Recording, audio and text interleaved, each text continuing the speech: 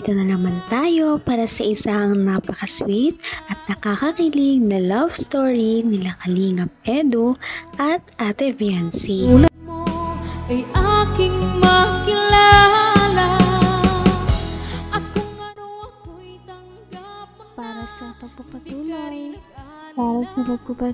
ng ating love story ay ito ang pagpapatuloy ng kanilang Hong Kong trip.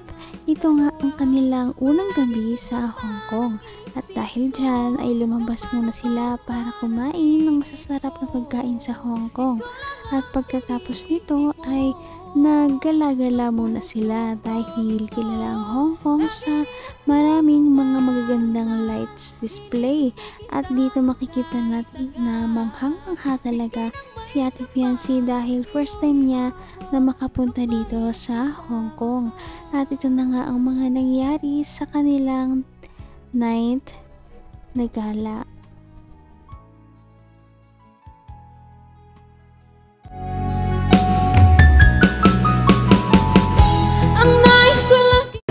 May mga photo bombs eh.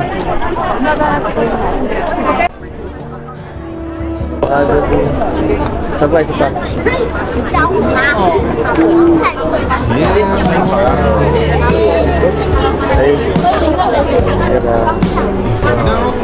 Ay, parang ganda sumakay dun, oh. Nakasakay na kami dyan dati. Ito sa yung ano, yung may view. Mahilig ka ba sa ganyan? Takot ka sa dagat? Hindi. Hindi man. Ano kaya meron? Iba pa rin din sa mga pinupuntahan sa Manila, no? Nakikita ko lang sa TV. Nakikita mo sa TV ganito? Ang ganda, no? Iba pa rin pala pag iba pa rin. Ang linis, ang ganda. Dito tayo, ganda lang. Dito nakatap tayong selfie. Mas maganda din ito.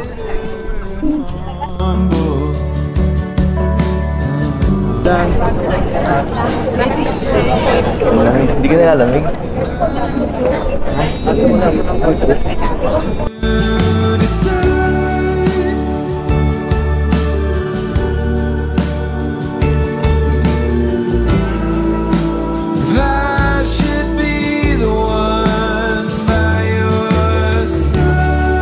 Grabe, parang walang katakutan ng mga...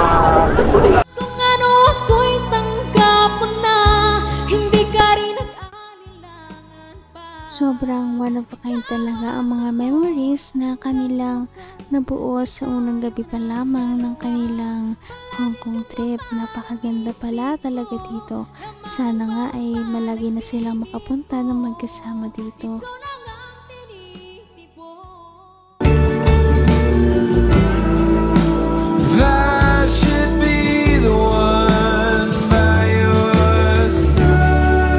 Grabe, parang walang katakutan ng mga... Hindi ka rin dito sa puntahan.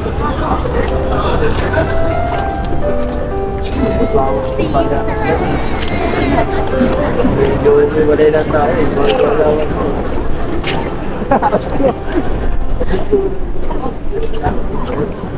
Alam mo ba, dito ligan dito ang pagiging public. Kaya gagayahin na ng tig ka kaunti. Gagayahin na ng konti sila. Pagod. Ay, grabe. Sabi ko na eh. Nangangatog na ang tungkod ko. Ang sakit na rin ang likod ko. Ayun na talaga ako sa lamig. Ha? Pahinga. Pahinga. Gusto mo naman pag nandito ka, okay naman. Napabawas-bawasan. Buti na lang. Lagi kang ano ngayon. Dumidikit. Palagi kasi ano eh. Pag palagi kang kasama yun, nakakahiya eh. So, nice. Ano yan? Sabi mo gusto ko Joke lang. Sige na, sige na. Sanay ka na. Naman ang bawat panaginip ko, ikaw lang ang tinig. Medyo napagod na nga sila kaya umupo muna sandali ang dalawa. Ito ang kanilang unang alone time na silang dalawa lamang at walang ibang nanggugulo. Kaya makakapag-usap talaga sila ng masinsinan at ito na nga ang pagpapatuloy nito.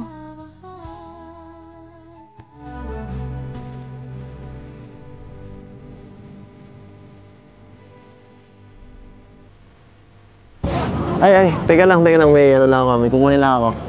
Teka lang, dito ka lang ha. Hindi mo na ako balikan. Mabilis lang.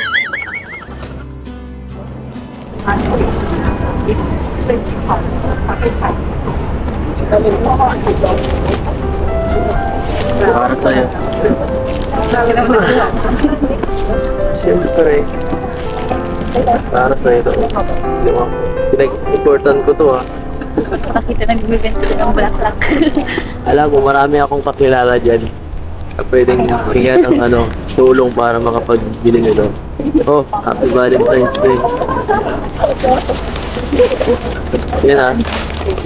Hindi ako halos nagbibigay ng ganyan sa mga tao. Bihira lang yan, kaya swerte mo. Swerte mo kasi sa mga mahalagang tao ko lang binibigay yan. Isa ka din. Saka ito ang pinakamahalaga.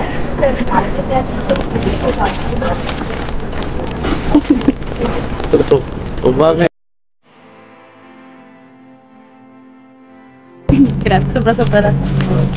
Grabe na, may pa-flowers pa. Hanggang wakas ay tayo ng dalawa.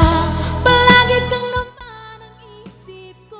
Grabe naman talaga ang sweetness ni Kalingap Edu.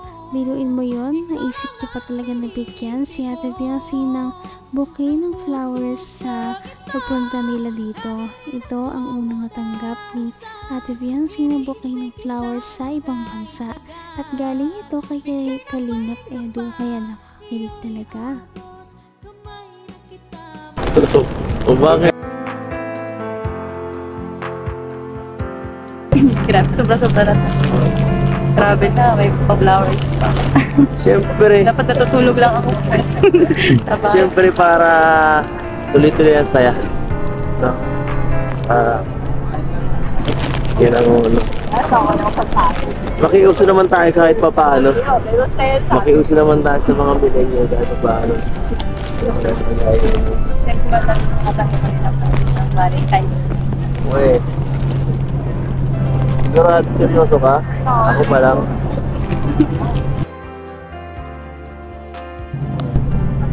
Bakit? Wala ba akong binigay last year? Wala. Baka nalimutan ko lang. Kaya hindi ako nakapagbigay. Alam mo, ito siguro ang pinakamagandang Valentine's Day sa buong buhay ko. Oh. Ako din siguro kasi nasa ibang bansa. Oo. Tapos kasama pa kita, no? Kaya doble ang saya. Itong mga ganung bagay, na ano ko lang to eh. Nai-imagine ko lang to eh. Nai-imagine ko sa utak ko. No? Kasama mo yung taong mahal mo. Ano ka lang. Masaya lang. Nakatambay lang sa ano.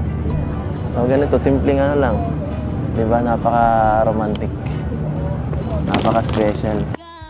Lalong mapafall na talaga nito si Ate Biancy sa mga ginagawa at moves ni Kalingap Edu sa kanya. Dahil ito ang kanyang first time na mabigyan ng flowers at nasa ibang bansa pa. Kaya naman nabangan din natin ang mga susunod nilang mga kilig moments sa ating mga susunod na video. Napaka-sweet talaga nila at napakabait ng tambalang ito kaya maraming sumusuporta. Kaya naman sana ipatuloy natin silang suportahan at mahalin si Biancy, si Kalingap Edu at ang Kalingap team. Yun lamang at maraming salamat sa panonood. Abangan natin kung magkakatuluyan ba talaga si Kalingap Edu at Biancy. Hanggang sa muli! Bye! Ngayon'y abot